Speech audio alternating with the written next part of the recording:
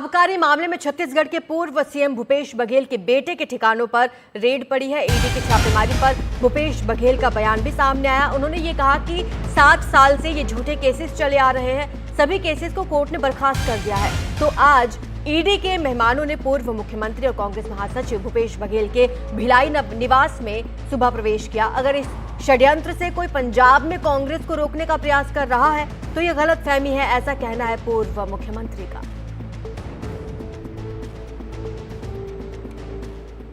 तो बघेल फैमिली पर ईडी का एक्शन नजर आ रहा है। छत्तीसगढ़ के पूर्व मुख्यमंत्री भूपेश बघेल के घर पर रेड पड़ी है। बेटे चैतन्य बघेल का नाम सामने आया था और उनके ठिकानों पर भी छापा मारा जा रहा है। एक साथ 14 ठिकानों पर यह छापेमार कार्रवाई चल रही है। दरअसल शराब घोटाला केस में ये पूरी छानबीन चल रही है। जब चैतन्य का नाम सामने आया था उसके बाद अब ये जांच तेज हुई है। अब आपको बताएंगे कि आखिर छत्तीसगढ़ का शराब घोटाला केस है क्या। 2161 करोड़ रुपए राजस्व के नुकसान का ये मामला सामने आया था, जिसके बाद जांच तेज की गई। इसमें अधिकारी, नेता और कुछ कारोबारियों के शामिल होने का आरोप लगा। जांच में भूपेश बघेल के बेटे का नाम सामने आया। जुलाई 2023 में ईडी ने जांच के लिए शिकायत दर्ज की थी। ईडी ने अब तक 205.49 करोड़ रुपए की संपत्ति अटैच कर ली है। सरकारी दुकानों से अवैध शराब की बिक्री का आरोप है। सरकारी डिस्ट्रीब्यूशन का जो पूरा हिसाब होता है उससे अलग सिस्टम बनाया गया था, ये कहना है ईडी का। तो तमाम आरोप उन पर लगे हैं। अब इस मामले में कांग्रेस ने इस मुद्दे पर बीजेपी को घेरा है। पवन खेड़ा ने इस मामले में क्या कहा वो आपको सुनवाते हैं। सुबह से आज 6:30 बजे से भिलाई में भूपेश बघेल जी के यहाँ ईडी की रेड हो रही है। कोई हैरानी की बात नहीं है। विपक्ष के यहाँ ईडी को ही भेजने का एक परंपरा भारतीय जनता पार्टी ने शुरू कर रखी है। यह रेड किस केस में है किसी को नहीं मालूम, क्यों हो रही है नहीं मालूम। हो सकता है आज संसद का सत्र शुरू हो रहा है, बीजेपी को जो चारों तरफ से घिरी हुई है उन्हें एक डिस्ट्रैक्शन चाहिए, ध्यान हटाना है, हेडलाइंस बदलनी है। ये उसी का एक षड्यंत्र बिल्कुल संभव है। भारतीय जनता पार्टी का एक अंग बनकर आज ईडी जिस तरह की काम कर रही है ये भूला नहीं जाएगा, हम भी याद रखेंगे।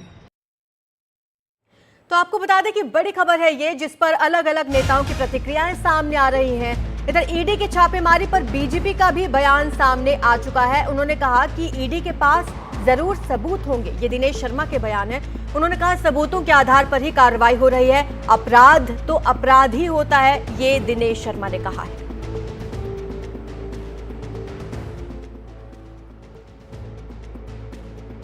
हमारे साथ हैं बीजेपी के राज्यसभा सांसद डॉक्टर दिनेश शर्मा। भूपेश बघेल के बेटे के घर पर ईडी की छापेमारी हो रही है। वो कह रहे हैं पुराना मामला है, खत्म हो गया है कोर्ट से, उसके बावजूद अब मामला पुराना हो या नया हो, अपराध तो अपराध होता है।